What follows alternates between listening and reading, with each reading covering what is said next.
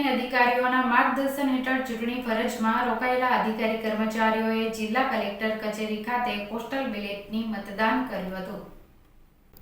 ભારતના ચૂંટણી પંચની માર્ગદર્શિકા અન્વયે ચૂંટણીના ફરજમાં રોકાયેલા અધિકારી કર્મચારીઓ પોસ્ટલ બેલેટ દ્વારા મતદાન કરવાનું થાય છે, જેને ધ્યાને લઈ લોકસભાની ચૂંટણી કાર્યક્રમ રોકાયેલા અધિકારી કર્મચારીઓ તેમના મતાધિકાર ઉપયોગ કરી શકે તે માટે ભરૂચ જિલ્લા ચૂંટણી અધિકારી માર્ગદર્શન હેઠળ જિલ્લા ચૂંટણી તંત્ર દ્વારા સઘન કામગીરી હાથ ધરવામાં આવી હતી।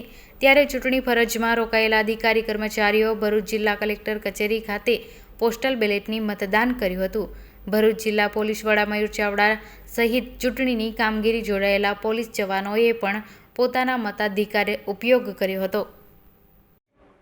લોકસભા ચૂંટણીના આ પર્વમાં આજે ભરૂચ કલેક્ટર ઓફિસ ખાતે પોસ્ટલ બેલેટનું મતદાન શરૂ થયું છે।